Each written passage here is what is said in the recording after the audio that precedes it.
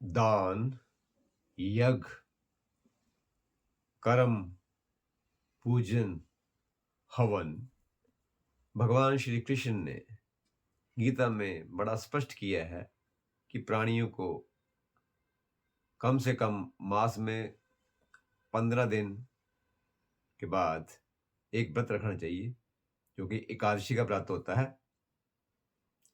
हर मास में एकादशी आती है, कृष्ण पक्ष की और शुक्ल पक्ष की, और अधिक मास होने से 2 एकादशियां और जुड़ जाती हैं। इस प्रकार वर्ष भर में 26 एकादशी हो जाती हैं। 5 ज्ञानेंद्रियां, 5 कर्मेंद्रियां और एकादश मन, इसको एकादशी बोलते हैं। तो कम से कम 15 दिन के बाद अपने चित्त को, अपनी अटेंशन को हृदय में धारण करके भगवान में लगाने से कल्याण होता है। मानव योनि का उद्देश्य ही भगवत प्राप्ति है। तो भगवत प्राप्ति तभी होगी जब सुख शांति होगी, अर्थात अच्छे कर्मों का प्रादुर्भाव होगा। तो इसके लिए एकादशी का व्रत करना बड़ा महत्व रखता है, खास करके कलयुग में।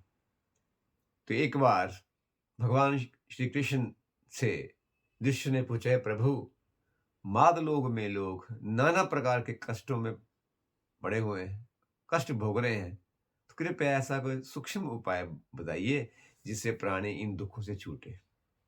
ये कथा है।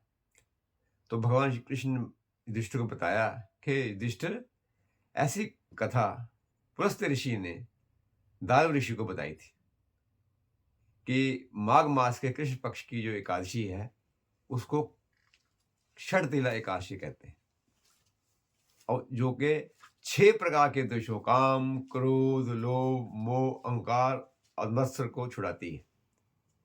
तो क्या विधि कि प्रातः काल स्नान करते हैं, तेल के स्थान पर तिलों का प्रयोग होता है, तिल जल में डाल जाते हैं, तिलों से मर्दन की जाता है, तिल का ग्रहण किया जाता है, तिल से हवन होता है, और तिल ही जो है भोजन में लिए जाते हैं। इस प्रकार 6 प्रकार से तिलों का प्रयोग होता है। तो जो प्राणी इस प्रकार इस माघ मास के कृष्ण पक्ष की इस खरतिला एकादशी का प्रयोग करता है, विद्वान से कथा का श्रवण करता है, उन्हें ये 6 दोष तो हटते ही हैं, साथ साथ मोक्ष की प्राप्ति भी होती है। आदमी पुनः जन्म में नहीं आता, अर्थात जो जीवन का उद्देश्य है मोक्ष, वो मोक्षित होता है, बार बार जन्म उसका नहीं होता। तो ये खरचित्रा इस प्रकार की एकादशी है। इसमें दान का बड़ा महत्व है। तिल का प्रयोग करने के साथ साथ तिलों का दान किया जाता है। कैसे करते हैं?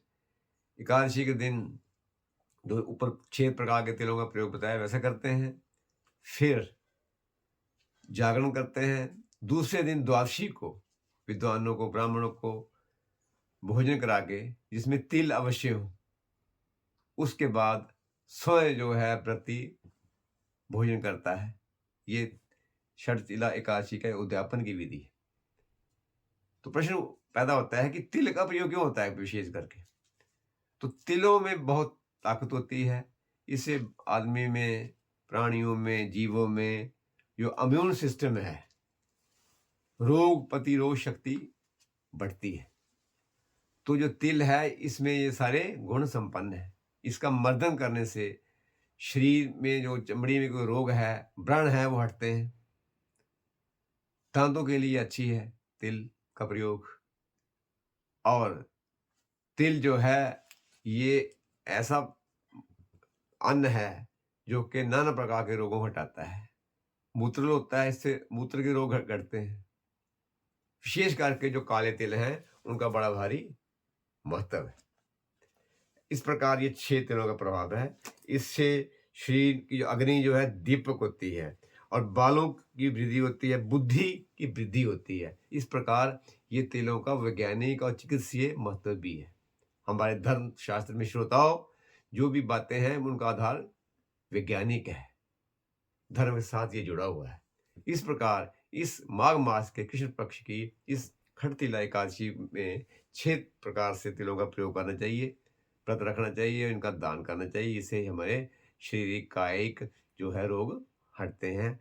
ऐसा इसका महत्व है, जो कि भगवान श्री कृष्ण ने युधिष्ठिर को बताया और उधर दाल ऋषि ने पुलस्त्य ऋषि को बताया है। इसलिए इसका अवश्य ही सेवन करें, कथा का श्रवण करें और जो ऊपर दान बताए हैं ये दान करें ताकि आप सभी निरोग रहें। नमस्कार, धन्यवाद।